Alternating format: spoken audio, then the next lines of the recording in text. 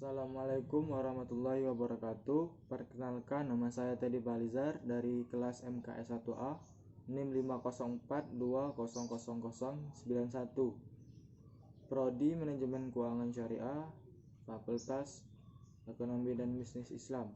Di sini saya akan menjelaskan tentang paragraf. Pengertian paragraf adalah kumpulan kalimat yang biasanya mempunyai satu ide pokok dan cara penulisannya sedikit menjorok ke bagian dalam atau menggunakan garis baru.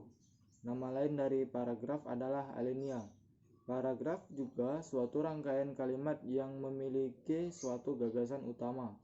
Dalam artikel ataupun model tulisan lainnya, rangkaian paragraf yang berisi tentang keseluruhan isi dari tulisan tersebut. Fungsi paragraf antara lain adalah: yang pertama, paragraf dalam sebuah kalimat dapat menjadi pengantar sebuah ide-ide, isi kalimat, dan kalimat penutup pada tulisan yang dibuat oleh penulis. Yang kedua, mencurahkan suatu perasaan dan pemikiran penulis dalam sebuah karya atau kalimat dalam bentuk tulisan yang dibuat secara logis dan dapat diterima oleh pembaca. Yang ketiga, paragraf dapat membantu pembaca untuk memahami segala sesuatu mengenai isi dan topik dalam sebuah tulisan.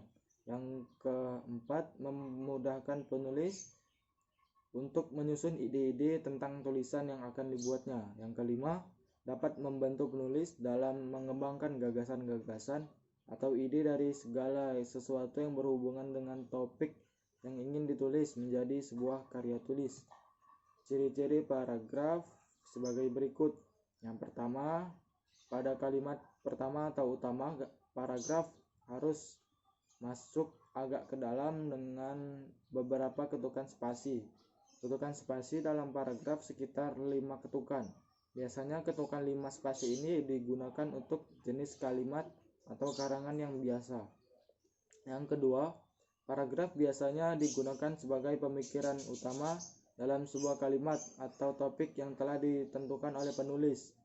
Yang ketiga, kalimat topik dan kalimat pengembang dalam paragraf memiliki fungsi dalam penulisan, di mana fungsi tersebut dapat menjelaskan atau menerangkan pikiran utama dari penulis dan menuliskan sebuah karya atau karangan dalam sebuah kalimat topik.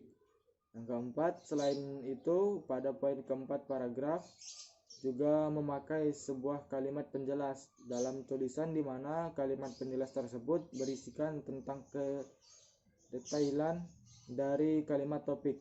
Paragraf memang bukan kalimat dari kalimat topik, tetapi paragraf di sini berisi beberapa kalimat penjelas dan hanya satu kalimat topik. Jenis-jenis paragraf. Jenis paragraf menurut letak gagasan utama. Yang pertama yaitu paragraf deduktif. Jenis ini memiliki gagasan atau pikiran utama di bagian awal rangkaian kalimat. Biasanya pada paragraf deduktif, gagasan utamanya berada di kalimat pertama. Sementara itu, kalimat-kalimat lainnya berisi penjelasan yang mendukung gagasan utama yang telah dipaparkan di awal. Yang kedua, paragraf induktif. Berkebalikan dengan yang sebelumnya, gagasan utama pada jenis paragraf induktif baru bisa ditemukan di bagian akhir atau rangkaian kalimat, dan lebih sering berada di kalimat terakhir. Gagasan utama di akhir ini bersifat menyimpulkan inti dari kalimat-kalimat penjelas yang berada di kalimat sebelumnya. Yang ketiga, paragraf campuran. Yang dimaksud paragraf campuran adalah gabungan gagasan utama yang berada di awal dan akhir rangkaian kalimat.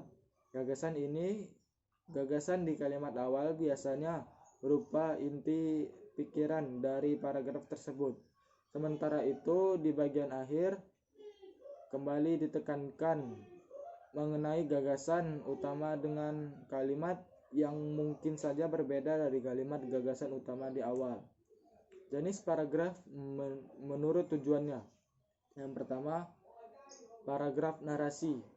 Isi dari jenis paragraf ini bersifat menceritakan suatu hal secara kronologis. Untuk yang bersifat naratif, Tiap kalimatnya disusun secara runtut sehingga memudahkan pembaca membayangkan kejadian atau peristiwa yang tengah diceritakan. Karena sifatnya yang bercerita, pembaca akan menemukan sudut pandang dalam kalimat-kalimat di paragraf tersebut. Jenis ini biasanya dijumpai pada cerpen, novel, ataupun prosa bebas lainnya. Yang kedua, paragraf eksposisi. Paragraf eksposisi adalah jenis paragraf yang isinya berupa penjelasan untuk memaparkan fakta-fakta yang ada. Karena fakta menjadi dasarnya, tulisan-tulisan eksposisi cenderung bersifat ilmiah. Tujuannya adalah memberikan informasi yang detail kepada pembaca. Ciri-cirinya adalah memiliki fakta yang jelas dari berita ataupun penelitian dan tidak mencampurkan pendapat penulis di dalamnya. Model seperti ini cenderung dijumpai pada artikel-artikel berita. Yang ketiga, paragraf argumentasi.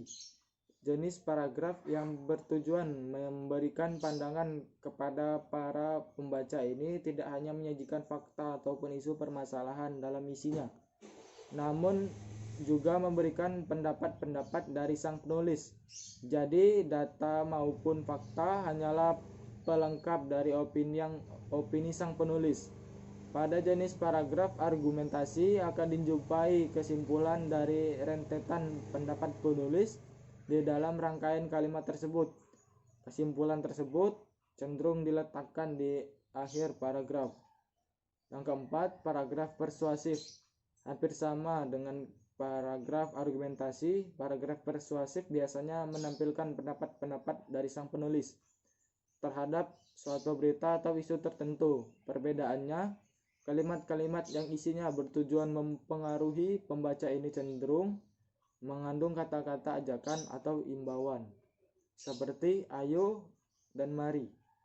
Kata dan gaya bahasa yang digunakan pun dipilih untuk semenarik mungkin untuk semakin meyakinkan pembaca atas ajakan tersebut.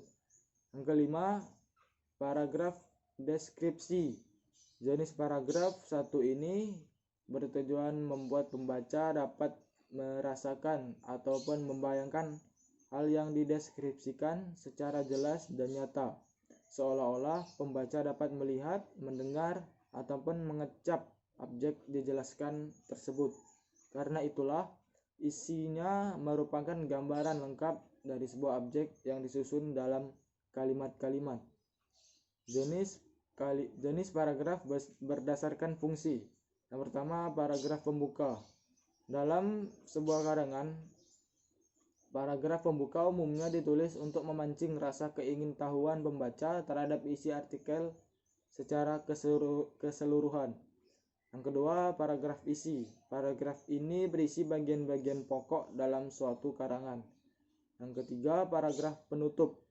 Paragraf ini biasanya berisi kesimpulan, saran, harapan, ringkasan, dan penekanan kembali hal-hal yang terdapat dalam setiap karangan.